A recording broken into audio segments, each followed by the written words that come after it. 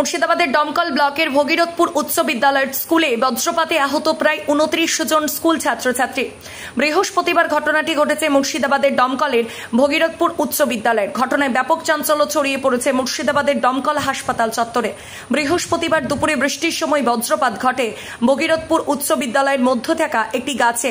আর সেই বজ্রপাতে প্রায় 29 জন স্কুল ছাত্রছাত্রী আহত হয়। আহতদের তড়িঘড়ি উদ্ধার করে নিয়ে আসা হয় দমকল সুপার স্পেশালিটি হাসপাতালে। সেখানে আপাতত তারা চিকিৎসক বলে ঘটনার খবর পৌঁছাতেই সঙ্গে সঙ্গে দমকল মহকুমা আরক্ষা আধিকারিক শুভম বাজা, আইপিএস সহ দমকল থানার আইসি পার্থ সারথী মজুমদার হসপিটালে আসেন। ঘটনাটা খুবই কষ্টদায়ক। আমি আমার চাকরি জীবনে প্রথম একটা ঘটনার সাক্ষী এবং এখন পর্যন্ত আমার সমস্ত টিচার থেকে সমস্ত শিক্ষক অশিক্ষক এবং সমস্ত স্কুলের ছাত্রছাত্রী থেকে শুরু করে সবাই আমরা আতঙ্কগ্রস্ত। তখন সময়টা চলছিল টিপি নেওয়ার 2:15। সমস্ত ছাত্রছাত্রীরা বাইরে ছিল। হঠাৎ সেই সময় জোরে বৃষ্টি এবং সেই সঙ্গে বজ্র বিদ্যুৎ সহ বৃষ্টি।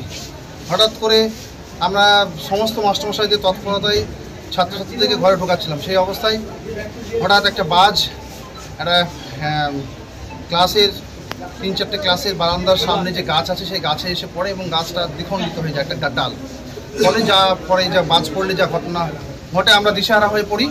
এবং আমি স্কুলের সমস্ত টিচারকে নিয়ে খুব জরুরিকালীন তৎপরতার সঙ্গে গাড়ি টাড়ি পাঠানো। তখন অনবরত কন্টিনিউ বৃষ্টি পড়ছিল এবং প্রেসিডেন্টকে খবর দিয়ে প্রেসিডেন্টও ছুটে আসে সঙ্গে সঙ্গে এবং গ্রামবাসীও সবার সহযোগিতায় এখন পর্যন্ত 27 আর একজন আসছে বাচ্চা দেখছেন এবং বলার মতন পরিস্থিতি নাই। তবে একটা কথা বলতে পারি, এটা উপরওয়ালা আমাদেরকে বাঁচিয়ে দিয়েছে। আমি সেলিম রেজা শাহ, আমি স্কুলের পিআইসি। 15-20 হবে, আমি বাড়িতেই ছিলাম। হঠাৎ বৃষ্টি, আমাদের এলাকায় বৃষ্টি হয়, সেই সঙ্গে বৃষ্টিতে থামার পরই বজ্রপাত শুরু হয়ে যায় এবং স্কুল থেকে আমাকে হঠাৎ ভারপ্রাপ্ত প্রধান শিক্ষক সেলিম রেজা শাহ আমাকে ফোন করে, এই স্কুলে বাজ পড়েছে এবং একটা গাছ দ্বিখণ্ডিত হয়ে যায় এবং আমাদের ছাত্রছাত্রী অসুস্থ হয়েছে। তৎক্ষণাৎ সঙ্গে সঙ্গে আমি স্কুলে পৌঁছে সঙ্গে সঙ্গে সুপার সাহেবকে ফোন করে আমি বেড রাখার ব্যবস্থা করতে বলি এবং আমাদের দমকলের বিধায়ক সাহেবকে জানানো হয়। সঙ্গে সঙ্গে তিনিও সুপারকে ফোন করেন। গ্রামবাসীদের এবং স্কুলের শিক্ষক অশিক্ষক সকল মানুষের সহযোগিতা আমরা ছাত্রছাত্রীদেরকে হসপিটালে আমরা ভর্তি করি। ডাক্তারবাবুদের সঙ্গে কথা হয়েছে এবং ছাত্রছাত্রীরা আমার সুস্থ আছে।